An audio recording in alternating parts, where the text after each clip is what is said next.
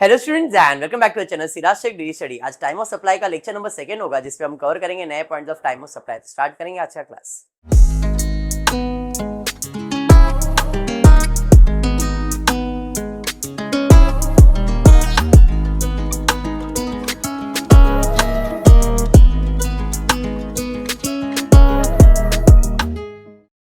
In the previous class मैंने आपको time of supply का मूवमेंट ऑफ गुड्स के बारे में बताया था।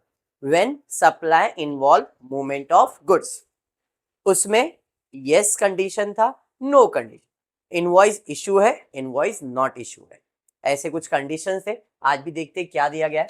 Time of supply when there is no movement of goods.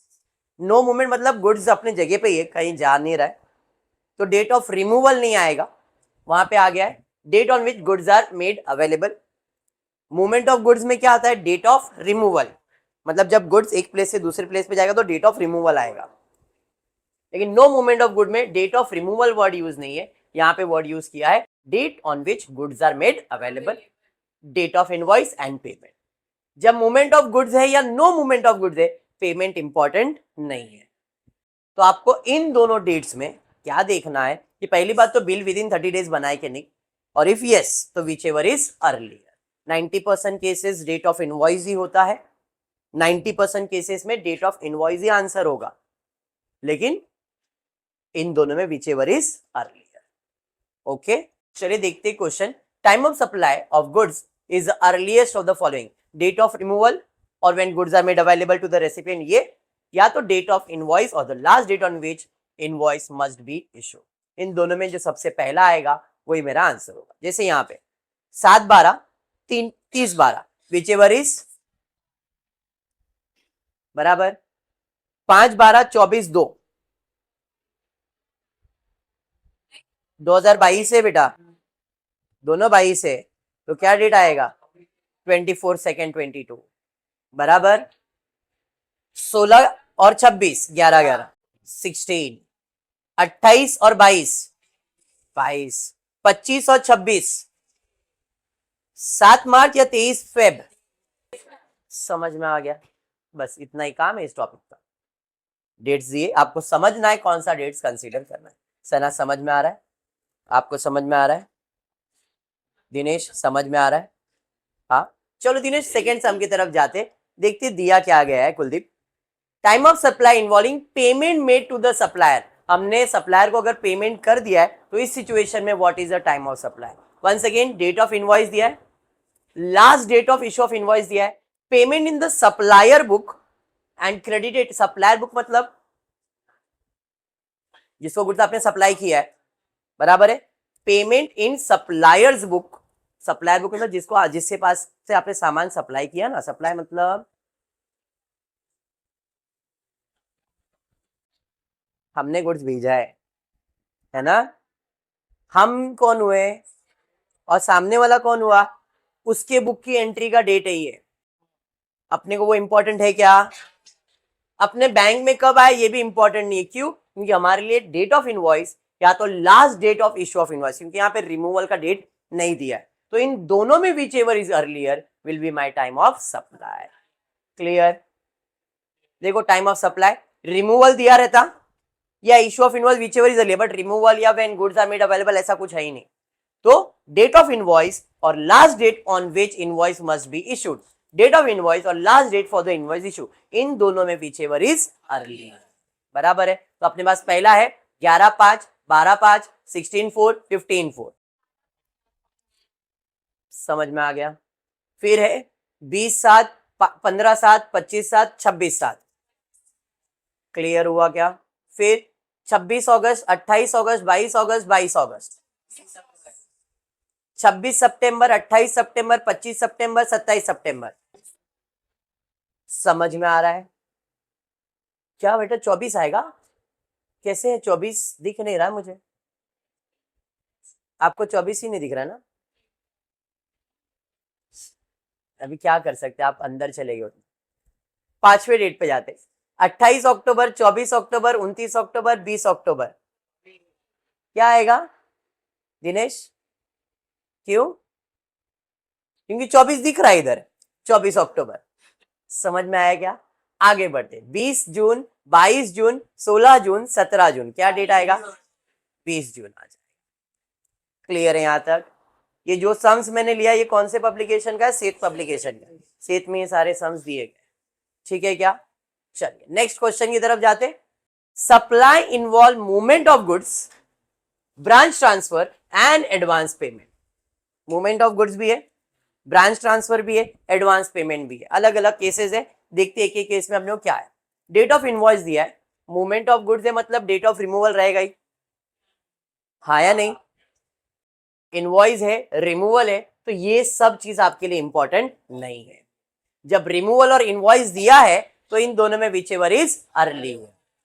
बात समझ में आ गया? चलिए तो फर्स्ट केस में 26/12, 18/12, 18 जैन, 18 जैन,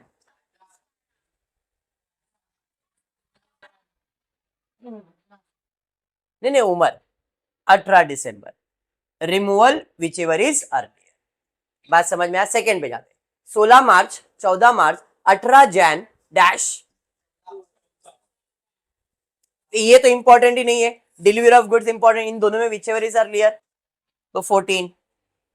समझ में आ गया?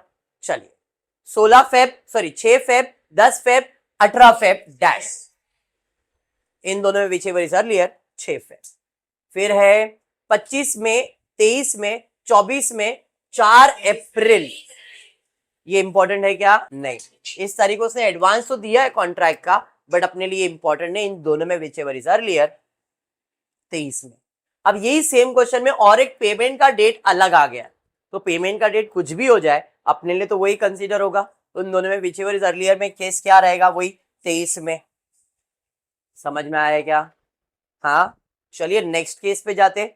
16 अगस्त, 19 अगस्त, 19 अगस्त, 9 अगस्त, 16 अगस्त, यहाँ पे 16th ऑफ अगस्त। समझा ये बात? हाँ क्लियर। चलिए next, time of supply for continuous supply. जब भी कंटिन्यूस सप्लाई आया तो इनवॉइस एंड स्टेटमेंट इन दोनों को कंपेयर करने का। मूवमेंट ऑफ गुड्स है तो रिमूवल और इनवॉइस चेक करते हो, लेकिन कंटिन्यू सप्लाई है सर हमको कैसे समझेगा क्वेश्चन में कंटिन्यू सप्लाई? तो यहाँ पे date of statement of account word use कर लिया, ये तारीख दिया है, इधर रिमूवल नहीं दिया हुआ है। समझ में? और रिमूवल दिया हुआ भी है और आपको date of statement of account भी, मतलब वो कंटिन्यू सप्लाई है। समझ में? ऐसे सिचुएशंस के समझ आएंगे। ओके है। चलिए अब अपने को क्या कंसीडर करना, इन दोनों को पेमेंट इंपॉर्टेंट नहीं होगा।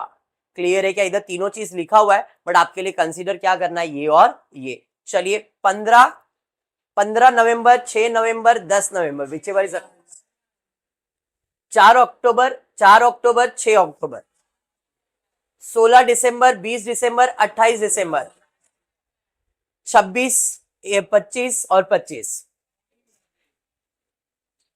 इसका आंसर सिर्फ कुलदीप देगा, कुलदीप देगा इसका आंसर, कुलदीप देगा आंसर।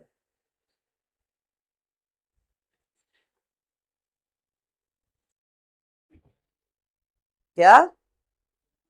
वो जल्दी है, इंग्लिश में अर्लियर। समझ में है? Very good. पांचवा दिनेश आंसर देगा, 15 दिसंबर, 11 दिसंबर, 12 जैन।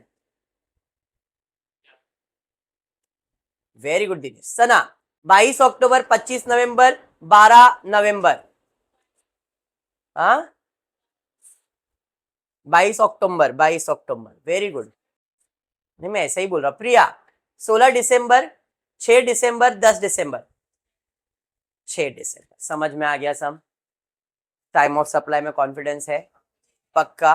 चलिए देखते कुछ नया और। Supply of goods on approval basis. Approval basis पे जब भेज रहे हो तो और डेट्स बढ़ गए। अब यहाँ पे डेट ऑफ रिमूवल है, डेट ऑफ इनवॉइस है, नया चीज आ गया accepted by the recipient and the receipt of payment. तो अप्रूवल बेसिस पे क्या करना है? तो in case of goods on approval basis, time of supplies, issue of invoice, receipt of payment.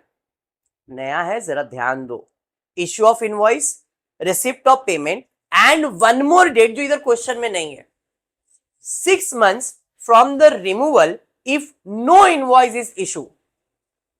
अगर इनवॉइस नहीं बना है तो अपने को 6 months का टाइम होता है 6 months from the removal if no invoice is issued whichever is earlier.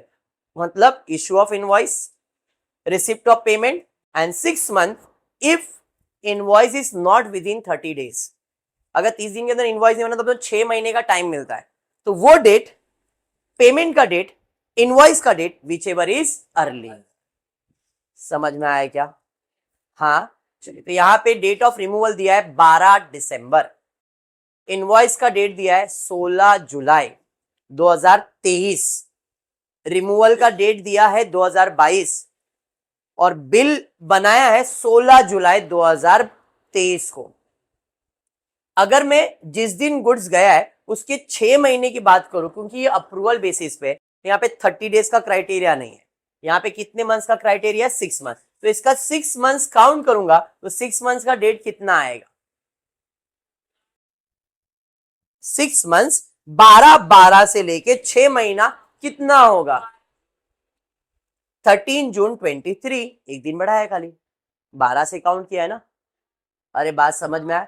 तो अब 13 जून है, बिल बन जाना चाहिए था, लेकिन बिल कभी बनाए? मतलब विद इन 6 मंथ्स तो नहीं बनाए, तो ये इनवॉइस तो इशू ही नहीं हुआ है, तो ये और ये कंसीडर होगा. सर क्या बोल रहे हो सर? वापस सुनो. बिल कभी बनाया? जुलाई में, जबकि 6 महीने में बिल बनना चाहिए था. लास्ट डेट क्या था उसका? जून में बनना चाहिए था. बिल कभी बनाया? तो क्या विद इन 6 मंथ बिल बना? क्या मतलब 6 मंथ्स के लिए बिल बना ही नहीं है, इसलिए हमने ये ड्यू डेट कंसीडर किया है. तो ये कंसीडर होगा क्या? अब ये और ये कंसीडर होगा. बात समझ में आया? अरे हाँ. 6 months from the removal if no invoice is issue. Invoice 6 महीने के अंदर नहीं बना है, 6 महीने के बाद बना है, तो 6 मंथ मतलब ये मेरा डेट आ गया. अंडरस्टूड? फिर एक्सेप्टेड बाय रेसिपिएंट तो दिया हुआ है, डेट ऑफ पेमेंट भी दिया हुआ है, तो इश्यू ऑफ इनवॉइस ये लिया जाएगा, 6 मंथ्स मतलब ये लिया जाएगा. Receipt of payment, receipt of payment और 6 मंथ्स मतलब इन दोनों में कंपेयर करना है, तो इन दोनों में कंपेयर करो विच एवर इज अर्लियर. मतलब बी, सी और ई, बी, सी और ई. मतलब या तो ये डेट होगा या तो ये डेट होगा, इन दोनों में. तो अभी कौन सा डेट होगा? इसको किसके साथ कंपेयर करेंगे? पेमेंट के साथ. अरे हाँ.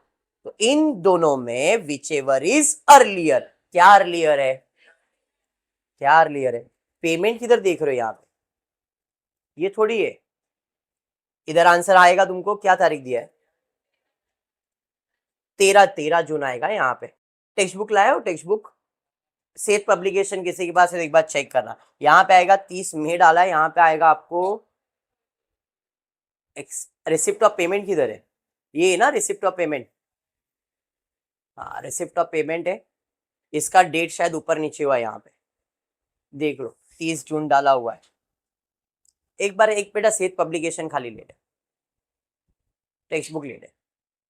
कंसेप्ट क्या है समझ में आया ना? करेक्शन जो रहेगा मैं करवा दूंगा, बट आपको ये समझना है date of removal, date of invoice, इन दोनों में विच एवर अर्लियर. पहला इनवॉइस वो लिया जाएगा, उसको हमको कंपेयर करना है इनवॉइस को रिसिप्ट ऑफ पेमेंट के साथ. एक्सेप्टेंस ऑफ रिसिप्ट है, रिसिप्ट ऑफ पेमेंट है, तो आपको इन दोनों को कंपेयर करना है, receipt of payment and 6 month. 6 months कब? जब इनवॉइस विद इन 6 मंथ नहीं है तब. समझ रहा है क्या? सीधा खाली ऊपर से जा रहा है, कुछ नहीं. बेटा वो ये वाला सम निकाल, उसके अंदर ऊपर से जा रहा है एक, और तेरे को तो ऊपर से जा रहा है, तेरे को दिमाग के अंदर जा रहा है, ऊपर से जा रहा है. आपको समझ रहा है? आपको समझ रहा है? बेटा ये वाला सम खाली निकाल लेना. चलो वापस से एक बार देखता हूं. परत एकदा बघून गया. अप्रूवल बेसिस पे आपके पास 4 डेट्स दिए गए, तो क्या आपका इनवॉइस जब गुड्स निकला था उसके 6 महीने के अंदर बना है?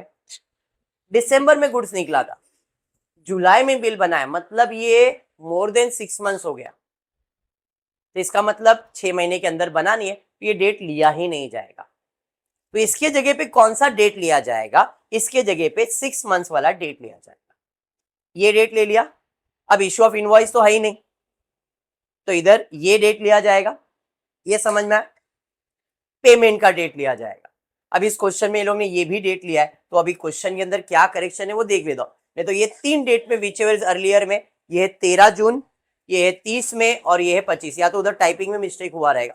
तो इन तीनों में विच एवर इज अर्लियर, तो अर्लियर डेट क्या आना चाहिए इसमें अंदर, 30 में आना चाहिए। अगर ये 3 कंसिडर किया, ला दे दे, मैं देख लू क्या, शुक्रिया।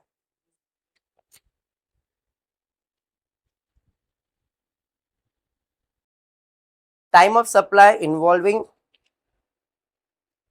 अप्रूवल वाला है, गुड्स ऑन अप्रूवल बेसिस,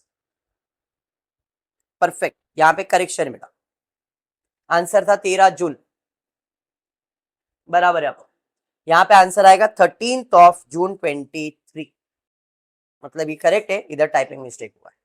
चलो बेटा ये वाला सब है, वही कंसीडर है सी एंड ई। तो 13 जून या 25 जुलाई, आंसर क्या आएगा इधर 13, समझा। तो ये करेक्शन करना है यहाँ पे। नेक्स्ट सेकेंड में जाते हैं, 15 दिसंबर है, 15 दिसंबर 13 मार्च, देखो दिसंबर मतलब विद इन 6 मंथ्स के अंदर ही है, बराबर है। तो इसका डेट 16 तारीख तक आ रहा है, बट ये विद इन 6 मंथ्स तो हो गया है, तो ये कंसीडर होगा क्या, समझ में आया। 15 है, 16 जून तक का टाइम है बिल बनाने का, हमने बिल 13 मार्च को ही बना दिया है, मतलब विद इन 6 है, तो ये डेट 1 होगा, ये तो लिया नहीं जाएगा पेमेंट। तो 22 फेब या 13 मार्च, विच एवर इज, इधर आंसर क्या आएगा 22। अब देखो यहाँ पे 26 लिखा गया है, मतलब ये लोगों ने हर बार ये किया है, तो टाइपिंग मिस्टेक है। यहाँ पे आपको तारीख क्या आएगा 22, आंसर चेक करना बेटा, क्या था आंसर है इसका 22 ही है ना, यहाँ पे आंसर है 22, ठीक है। बैठा दिमाग में, पहले वाले में भी करेक्शन, इधर भी करेक्शन, हो सकता है पूरे स्लाइड में उन लोगों ने करेक्शन रखा रहेगा। ओके, मैंने कंसेप्ट बिठाया वो दिमाग में रखना, आंसर आपको समझ में आ रहा है। ओके, थर्ड पे जाते, 16 दिसंबर 19 जून, 16 है तो 17 तक बिल बन जाना चाहिए था, 17 जून तक बन जाना चाहिए था, लेकिन बना कभी है 19, तो ये कंसीडर होगा क्या, तो ये डेट और पेमेंट का डेट ले 26 या 17, डेट क्या आएगा 17, तो यहाँ पे 17 आना चाहिए।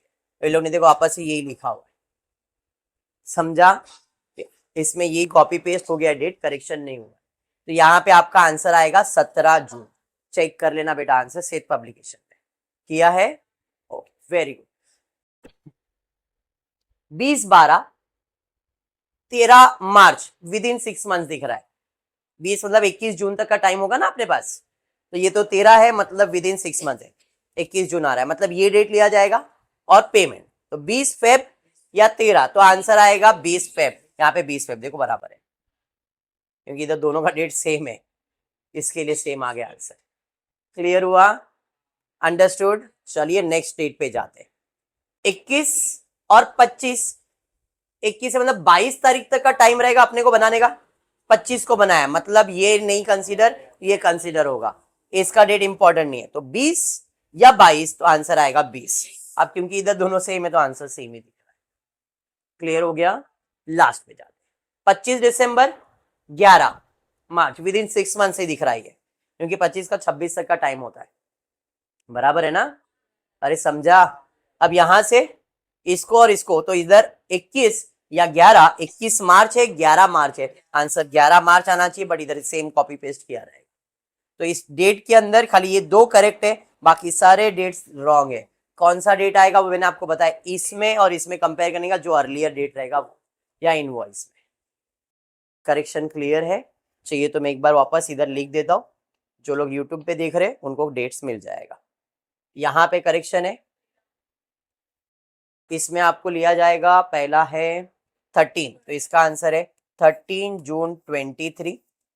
इधर करेक्शन है आपको 16 जून, 16 ना इसका आंसर, एक मिनट, नहीं 13 मार्च या फेब, तो इसका आंसर 22 है, 22 फेब 23। फिर ये 19/6 है, ये 17/6, तो 17 या 20, तो इधर 17 आंसर है। प्रिया बराबर है बेटा, 17/6/2023, ये राइट है, ये राइट है, यहाँ पे रॉन्ग है, यहाँ पे 11 आंसर आएगा, 11/3/2023। समझ में आ गया? अब ऐसा देखोगे तो करेक्शन आपको भी मिल जाएगा, नहीं तो कंफ्यूजन क्रिएट होगा, सर ये डेट क्या है, वो डेट क्या है। डन यहाँ पे। नेक्स्ट क्वेश्चन पे जाते हैं। Supply of goods under RCM, reverse charge mechanism. Reverse charge mechanism का मतलब क्या होता है कि भाई आपने गुड्स दिया तो है बट वापस से आपको मिल जाएगा वो, मतलब यूज करने दिया गया है, आप उसका GST वापस से क्लेम कर सकते हो। तो रिवर्स चार्ज का कंसेप्ट ही अलग है। तो इधर आप देखो, date of invoice, date of receipt of goods, date of receipt of payment, 3 date दिया गया है। तो यहाँ पे the time of supply in case of reverse charge basis यानी मैकेनिज्म में क्या है, the time of supply shall be the earliest of the following dates. ध्यान से, अप्रूवल पे 6 महीने का टाइम दिया गया था, अप्रूवल में 6 महीने का, यहाँ पे 6 महीने का टाइम नहीं है। The date of receipt of goods और date of payment as entered in books of account of the recipient और date on which payment is debited। देखो यहाँ पे ये सारी चीजें दिख नहीं रही है, लेकिन RCM में ये डेट्स भी आ सकते हैं। कौन से डेट आ सकते हैं? Date of payment as enter in the books of account, पहला ये कॉलम भी ऐड हो सकता है, date of payment as enter books of account, ये डेट का कॉलम आ सकता है, और date on which payment is debited in bank of account, ये भी आ सकता है। तो अगर ये दोनों डेट आ गया तो इसमें अपने को क्या लेने का है, विच एवर इज अर्लियर। तो वो हो गया आपका सेकेंड डेट। पहला हुआ रिसिप्ट ऑफ गुड, दूसरा हुआ या तो payment enter in the books of account या तो पेमेंट डेबिटेड, इन दोनों में whichever is earlier, 2 date हो गए। एंड तीसरा डेट है date immediately following 30 days from the date of issue of invoice और एनी अदर डॉक्यूमेंट। मतलब जो इनवॉइस है उसके बारे में बोला है the date immediately following the 30 days, जब इनवॉइस उसके 30 दिन के अंदर ही आपका काम हो जाना चाहिए। तो इन तीनों के अंदर whichever is early. Clear? Date of invoice, date of receipt of goods दिया है क्वेश्चन में, date of receipt of payment दिया हुआ है, 30 डेज वाला डेट अपने को चाहिए। उसके बाद हमको क्या मिल जाएगा, टाइम ऑफ सप्लाई। 3 डेट लेना है, रिसिप्ट ऑफ गुड्स लेना है, पेमेंट, इन दोनों में whichever is earlier, and 30 days वाला डेट लेने का है, बी, सी और डी। इनवॉइस इंपॉर्टेंट नहीं है। कभी reverse charge mechanism. Reverse charge कैसे समझ में आएगा? रिवर्स चार्ज में आपको समझ में आएगा, बैंक डेबिटेड अकाउंट दिया है, ये डेट्स दिए तो आपको समझ में आ जा रहा है। पहला डेट लेते, क्या डेट दिया है, 20 दिसंबर 2022, रिसिप्ट दिया है 16 नवंबर और पेमेंट दिया है 29 ऑफ नवंबर। जब आपने गुड्स बेचा उसके 30 दिन के अंदर बिल बन जाना चाहिए। तो 20 दिसंबर है, 30 दिन मतलब 1 महीना हुआ, डेट क्या आ जाएगा, 21 जैन लिखो या 19 लिखो, एक दिन कम या एक दिन ज्यादा, दैट डजंट मेक डिफरेंस। समझ में आया? इधर 19 लिखा हुआ है, शायद टेक्स्ट बुक में 19 लिखा है इसलिए 19। आप 20 है, आप 20 का 30 डेज पकड़ोगे क्योंकि दिसंबर 31 डेज का है, इसके लिए 19 काउंट किया है और कोई रीजन नहीं है। तो ये 20 के जगह पे 21 हो गया तो भी चलेगा, और ये 20 के जगह पे 19 हुआ तो भी चलेगा, ऊपर एक डेट ऊपर नीचे चलेगा। डन है यहां तक? अब इन 3 डेट में कौन सा अर्लियर है, 16 नवंबर, 29 नवंबर या 19 जैन? आप समझ में आया? चलिए सेकेंड डेट पे जाते हैं।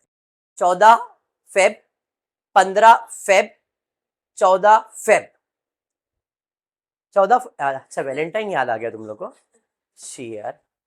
इसके 30 डेज में आपका बिल बनना चाहिए। बोलो, मार्च में चले जाओगे, 28 का एक ऊपर नीचे, इधर ऐड किया इधर कम किया, वो चलता है। अब इन तीनों में सबसे अर्लियर क्या है, 14 फेब, बराबर। नेक्स्ट 24 अगस्त, 30 अगस्त, 15 फेब। 24 अगस्त है तो अगस्त का सितंबर हो जाएगा, तो 1 महीना, 25 या 23। समझ में आया? एक दिन कम या एक दिन ज्यादा। फेब 28 दिन का था इसलिए 1 बढ़ा दिया, बाकी 30 था तो 1 कम कर दिया, अच्छा 2 बढ़ा दिया, बस 2 बढ़ा दिया। 14 था तो 16 कर दिया, 2 बढ़ाया, ठीक है, डन। अब इन तीनों में whichever is 30 August, 15 Feb या 23 सितंबर, 15 फेब। 6 में, 24 अगस्त, 30 अगस्त, मई है तो जून तक जाएगा, 7 जून तक जाएगा, 5 जून आ गया, 6 से 1 कम कर दिया, वो उनकी मर्जी चल रही है, बराबर है कि नहीं, महीना 30 का है तो कम ही कर रहे, बराबर है ना, चलो 1 दिन कम ही कर रहे, उसमें 1 दिन बढ़ाते, फर्क नहीं पड़ रहा है, मैं अभी भी बोल रहा हूं। अब इन तीनों में विच एवर इज अर्लियर, जून ही है, 6 जुलाई, 6 जुलाई, 6 अगस्त, जुलाई है तो अगस्त तक ही जाएगा, 6 अगस्त जाएगा कि 5 अगस्त, 5 अगस्त, 6, 6 और 5, ये जुलाई है, ये अगस्त है, ये जुलाई है, तो आंसर जुलाई आएगा, बराबर। चलिए 16 अक्टूबर, 2 जुलाई, 19 अक्टूबर, अक्टूबर है तो नवंबर तक जाएगा, 15 नवंबर। अब जुलाई, अक्टूबर, नवंबर, जुलाई, रिवर्स चार्ज समझ में आ गया, ये गुड्स के लिए था, सर्विस अलग कंसेप्ट है, अब तक हमने गुड्स ही किया है, कंसेप्ट बैठ रहा है दिमाग में, डेट्स को पकड़ के चलो कौन से केस में क्या क्या याद है, और फिर आप प्रैक्टिस करो, डेफिनेटली आंसर आएगा, ठीक है। Time of supply for services in normal case, मतलब गुड्स कंप्लीट हो गया, सर्विस पे आ गया, नॉर्मल केस मतलब नॉर्मल सर्विस दिया है, तो इस केस में what is time of supply, date of provision of service, time of supply that is time of invoice, and time of payment that is date of payment, 3 dates दिया है। Time of supply of service in normal case will be, the time of supply shall be the earliest of the following date. If invoice is issued within time as per section 31, that is 30 days from the date of provision of service, date of invoice or date of receipt of payment whichever is earlier. अगर हमारा invoice within 30 days बना है तो date of invoice और date of receipt of payment whichever is earlier, पहला date वो आएगा, और दूसरा आएगा if invoice is not issued as per section 31, date of provision of service और date of receipt of payment whichever is earlier. अगर 30 दिन के अंदर नहीं है तो इन दोनों में विच एवर इज अर्लियर, और 30 दिन के अंदर है तो ये दोनों को कंसिडर करना है। अब यहाँ पे देखो प्रोविजन ऑफ सर्विस दिया हुआ है, इनवॉइस दिया है, पेमेंट दिया है, हमको ये चेक करना है कि जो प्रोविजन है और जो इनवॉइस है क्या उनके बीच में 30 दिन का गैप है, मतलब विद इन 30 डेज बना है या नहीं बना है। जैसे गुड्स में देखा था रिमूवल और invoice whichever is earlier, तो यहाँ पे प्रोविजन और invoice whichever is, clear हो रहा है। अगर बिल विद इन 30 डेज है तो, इफ नॉट तो date of provision of service और date of receive of payment whichever is earlier. In short यहाँ पे पेमेंट को भी कंसिडर करना है।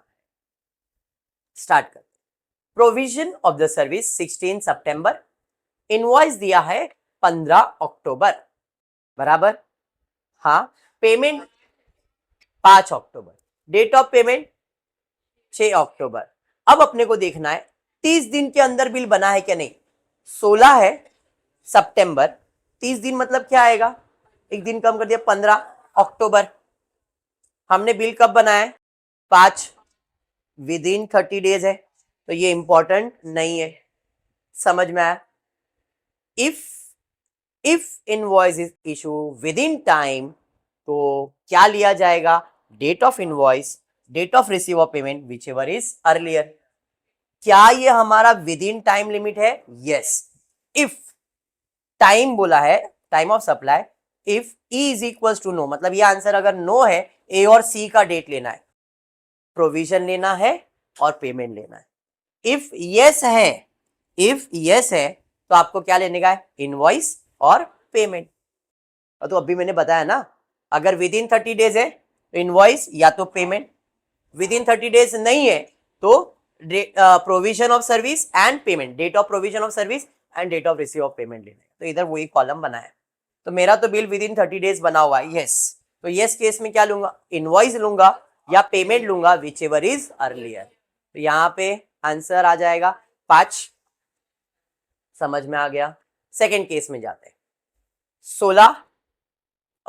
6 अक्टूबर 5 नवंबर बराबर, और पेमेंट दिया इसने 21 अक्टूबर को।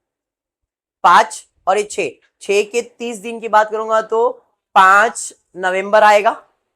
बिल भी 5 नवंबर को ही बनाए, विद इन 30 डेज बनाए। Yes, with in 30 days. तो इनवॉइस और payment whichever is earlier, payment earlier है, पेमेंट आ जाएगा। गुड्स में पेमेंट नहीं लिया गया है, चलिए ठीक है। 23 अक्टूबर, 26 नवंबर और 30 नवंबर। 23 से अगर बात करूंगा तो 22 नवंबर तक का टाइम है। 26 मतलब नहीं है, इनवॉइस विद इन 30 डेज नहीं है, क्योंकि 26 है तो प्रोविजन और पेमेंट लिया जाएगा। नो है तो प्रोविजन है 23 अक्टूबर, पेमेंट है 30 नवंबर विच इज अर्लियर 23 अक्टूबर। अब ये कॉलम समझाने के लिए बनाया है, आपको ये एग्जाम में नहीं बनाने का है, वेदर येस नो नहीं बनाने का, आपको सीधा आंसर लिखने का है। आपको यही डेट्स दिया हुआ है, ये कॉलम बनाओगे और फिर टाइम ऑफ सप्लाई लिख दो। येस नो ये आपको नहीं लिखने का, आपको लिखने का मन है करो, कोई प्रॉब्लम नहीं। ठीक, आगे बढ़ता हूं। 6 अक्टूबर, 16 अक्टूबर, 1 अक्टूबर। 6 से 5 नवंबर तक का टाइम है। अक्टूबर में बिल बन गया, विद इन 30 डेज बन चुका है, तो इनवॉइस और पेमेंट में अर्लियर है पेमेंट, आंसर पेमेंट बराबर है। चल 8 अक्टूबर, 10 नवंबर, 16 नवंबर। 8 से 7 तारीख तक का मेरे पास टाइम है। 10 नवंबर मतलब विद इन 30 डेज नहीं बना है, तो प्रोविजन और पेमेंट में अर्लियर 8 या 16, तो 8 अक्टूबर आ गया। 12, 10 और 12, तो 12 अक्टूबर से 11 नवंबर तक का टाइम है। बिल 10 नवंबर को ही बन गया, विद इन 30 डेज बन गया है, बराबर है। तो इनवॉइस और payment whichever is earlier, invoice. समझ में आ रहा है सम? अभी लास्ट सम पे जाते हैं। 15 अक्टूबर, 10 नवंबर, 19 नवंबर। 15 से 14 नवंबर, 14 और 10 में 10 अर्लियर है, विद इन 30 डेज भी है। समझ में आया? क्लियर है? पक्का? ये था आपका service in normal case. 4 cases है, जैसे गुड्स के 4 केस हुए, ऐसे इसका भी 4 केसेस है। अप्रूवल बेसिस पे है, फिर आरसीएम पे है, फिर आपको गुड्स इन ट्रांजिट मूवमेंट वाला है, सर्विस इन्वॉल्व मूवमेंट है। तो ये तो नॉर्मल केस पे आपको पता दिया। डन है। Determine time of supply of service in case of RCM transaction.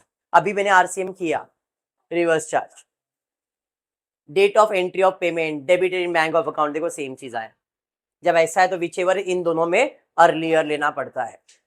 हाँ, फिर उसको इनवॉइस और प्रोविजन के साथ कंपेयर करना है। देख लो यहाँ पे, time of supply of the service in case of reverse charge basis, time of supply shall be the earliest of the following.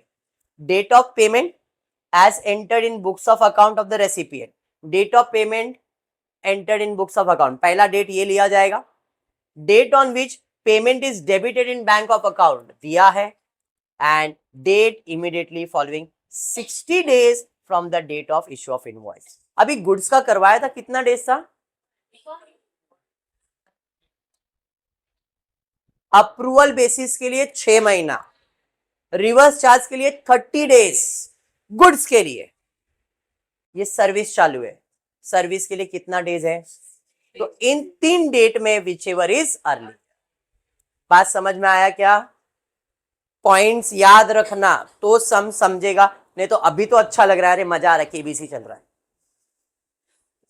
चलो, डेट ऑफ इनवॉइस है 16, प्रोविजन है 26। कहां गया भाई प्रोविजन? यहाँ प्रोविजन निकाल ही दिया ना, लिखा ही नहीं है यहाँ पे, प्रोविजन है ही नहीं।